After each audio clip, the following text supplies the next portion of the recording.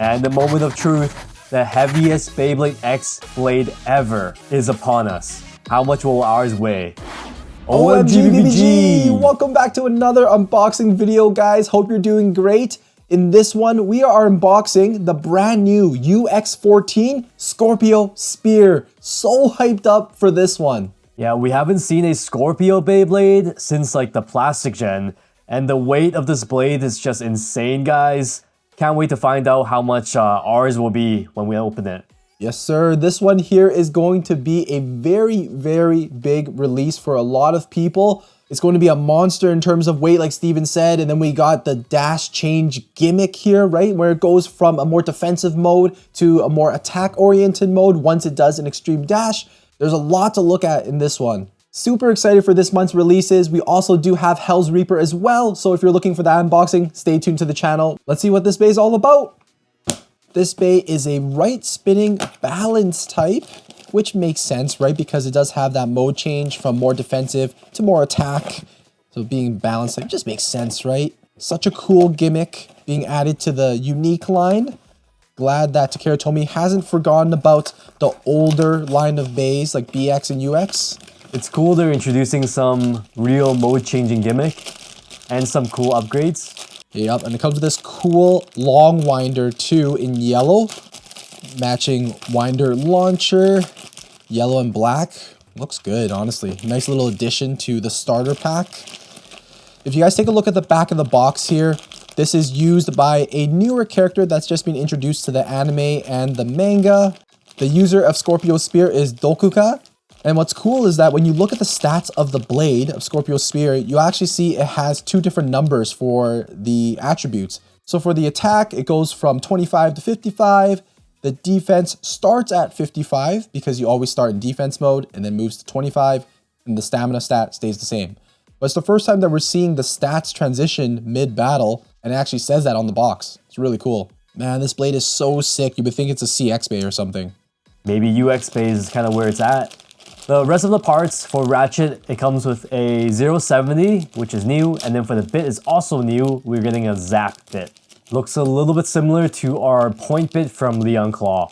All right, let's talk about all of the parts here. Of course, we're gonna start with the blade. But remember guys, like this video, subscribe. We just hit 2 million subs. Thank you guys so much for your support. Anyways, Scorpio Spear, what do you guys think of this design so far visually? In terms of the colors, this like brownish yellow with the red, it looks decent. You know, normally not a color combo that I would really go for, but it does match the whole Scorpio avatar or the scorpion theme.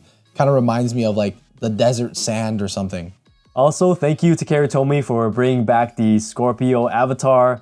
Not sure if you guys remember, but back then, Takara Tomy hosted like a vote on which Beyblade designs they should remaster into the crossover project. And everybody voted for Tripio. Feel like people were just trolling because Takara Tomy then later on came out and said that they couldn't remake the Bey due to technical limitations with the mechanism and the system. So I guess they decided to just give us a brand new Scorpio design altogether. Yeah, the avatar's like, got a little bit of a simplistic design to it. Looks totally fine. As you guys know, since it is a UX Bey, the launcher hooks are not metal. The metal material has been allocated to the outward design so that we get cooler gimmicks and everything like that. And this Bey indeed does have a very cool gimmick. Like we mentioned earlier, this Bey has a mode change design. So underneath this metal that you see here, it has a plastic sublayer that actually moves. When you first launch the Bey, it starts off in the more defensive mode, a 6-bladed design.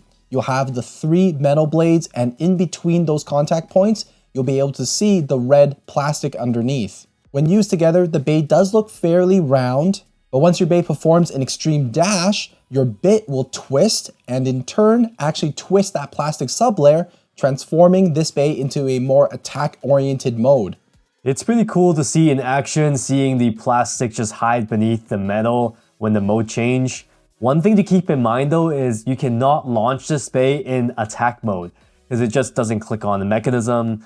Prevents you from even putting those prongs into the Bey. So if you're strategizing, you always know that your opponent or yourself is going to be launching this Bey in defense mode. Yeah, it'd be so cool if we could launch it in attack mode, like right off the jump, but you know, they clearly have a purpose for this bay and they didn't want it to do that, right? The blades look so jagged and thick. You guys will see that it almost has like this hook-like design. The triangular look of the metal design reminds me of Hell's Hammer a little bit. One thing to note is that this blade overall is very thick and a lot taller than your standard BX and UX blade. It actually has a thickness and height that's similar to a CX bay. To be honest, when we noticed that, it was actually a little bit of a concern because you guys know that the CX bays are struggling a little bit right now. I wouldn't say struggling, but they are balanced, right?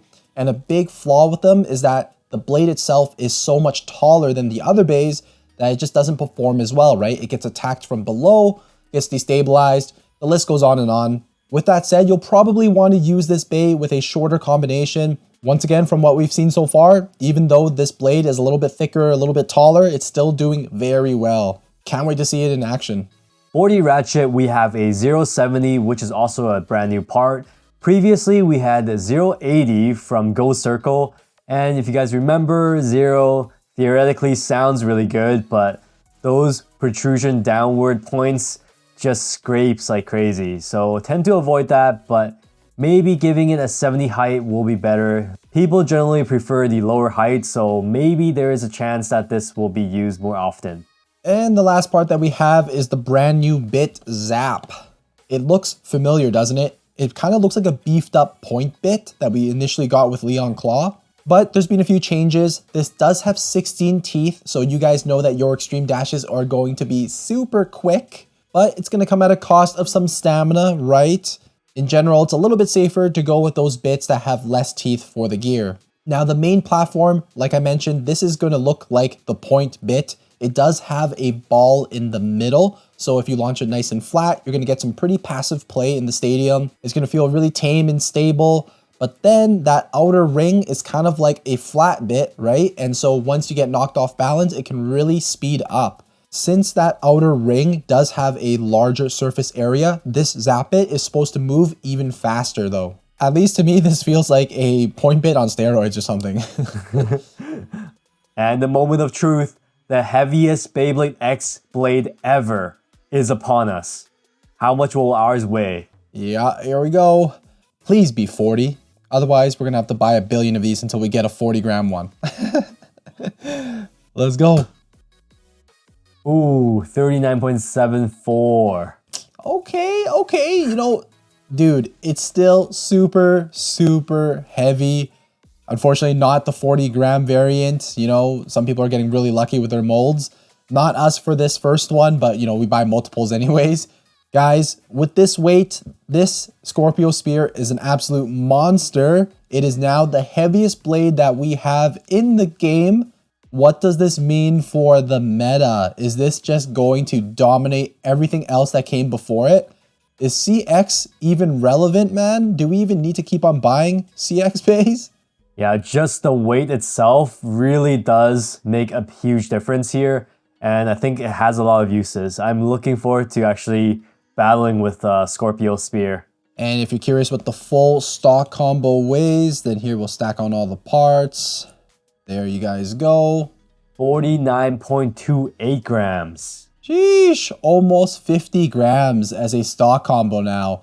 If you find some other bits and other ratchets that weigh a little bit more, dude, over 50 grams as a bay now. We're reaching new heights in Beyblade X. What does this mean? I am a little bit concerned about those moving parts in the blade for the gimmick. That usually makes things a bit more unstable. Okay, Scorpio Spear, time to impress us. 3, 3, 2, 1, go shoot! Let's go! Oh, no change. No! 3, 2, 1, go shoot! Let's go.